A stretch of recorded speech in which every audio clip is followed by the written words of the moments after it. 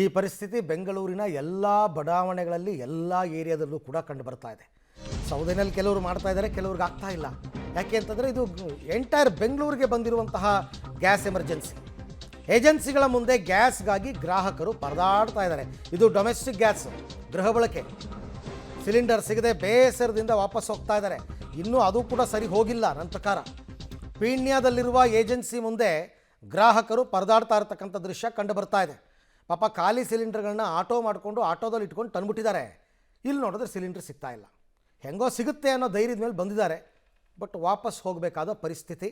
ಇದು ಅನೇಕ ಗ್ಯಾಸ್ ಏಜೆನ್ಸಿಗಳ ಮುಂಭಾಗದಲ್ಲಿ ಪ್ರತಿನಿತ್ಯ ಕಂಡು ಬರ್ತಾ ಇರತಕ್ಕಂಥ ದೃಶ್ಯ.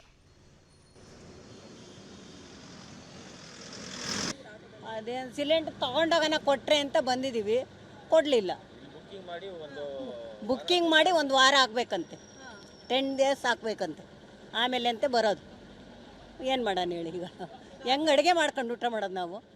ಕರೆಂಟ್ ಒಲೆ ಇಲ್ಲ, ಸೌದೆ ಒಲೆ ಇಲ್ಲ, ಅಡುಗೆ ಹೆಂಗೆ ಮಾಡ್ಕೊಂಡು ತಿನ್ನೋದು ನಾವು? ಭಾಳ ಪ್ರಾಬ್ಲಮ್ ಆಗಿದೆ ಮೇಡಮ್ ನಮಗೆ. ಏನು ಹಿಂಗೆ ಹೋಗ್ರಿ. ಅದನ್ನ ಯಾರು ಕೊಡ್ತಾರೆ ಹೇಳಿ? ಈಗ ಹಂಗಂತಾರೆ ಒಳಗಂದ್ರೆ, ನೀವು ಮಾಡ್ಕೋಬೇಕಾಗಿತ್ತಮ್ಮ, ನಮ್ಗೇನು ಹೇಳ್ತೀರಾ ಅಂತಾರೆ ಒಳಗಡೆ. ಕೇಳಿದ್ರು ಕೊಡೋದಿಲ್ಲ. ಒಂದು ವಾರ ಆಗತ್ತಲ್ಲ ಬುಕ್ಕಿಂಗ್ ಮಾಡಿ, ಬುಕ್ಕಿಂಗೇ ತೊಗೊಳ್ತಾ ಇಲ್ವಲ್ಲ.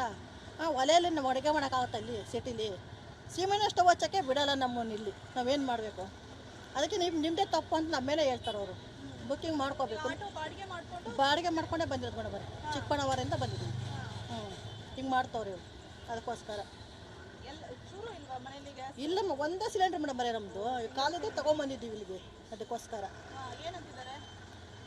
ಇನ್ನು ಅವ್ರು ಇನ್ನೂ ಏನು ಹೇಳ್ತೀನಿ ನೋಡೋಣ, ನೀವು ಬರ್ತವೆ ಅಂತ ಹೇಳ್ತಿದ್ದಾರೆ ಅಷ್ಟೇ. ಬುಕ್ಕಿಂಗ್ ತಗೊತಾ ಇಲ್ಲ ಅದಕ್ಕೆ ಮೇಡಮ್.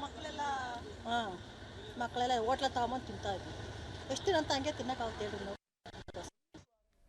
ಒಂದೊಂದು ಸಿಲಿಂಡ್ರು ಇಟ್ಕೊಂಡಿರ್ತಕ್ಕಂಥ ಫ್ಯಾಮಿಲಿಗಳು ಪಾಪ ಅವ್ರ ಕಷ್ಟ ಹೇಳತೀರದ್ದು. ಒಂದು ಮುಗಿದೋಗ್ಬಿಟ್ಟಿರುತ್ತೆ, ಇನ್ನೊಂದು ಬರ್ತಿಲ್ಲ. ಅಡುಗೆ ಎಲ್ಲಿ ಮಾಡ್ತಾರೆ? ಏನು ಮಾಡ್ತಾರೆ? ಕಬ್ಬನ್ ಪಾರ್ಕ್ನಲ್ಲಿರುವ ಮತ್ಸ್ಯ ದರ್ಶನಿಗೂ ಕೂಡ ಗ್ಯಾಸ್ ಎಫೆಕ್ಟ್. ಇವಾಗ ಸೌದೆ ಒಲೆಯಲ್ಲೇ ಅಡುಗೆ ಮಾಡ್ತಾ ಇದ್ದಾರೆ ಸಿಬ್ಬಂದಿ. ಕಬ್ಬನ್ ಪಾರ್ಕ್ನಲ್ಲಿದೆಯಲ್ಲ ಮತ್ಸ್ಯ ದರ್ಶನಿ, ಅಲ್ಲಿ ಮೀನೂಟಕ್ಕೆ ತುಂಬ ಫೇಮಸ್ ಆಗಿರ್ತಕ್ಕಂಥದ್ದು.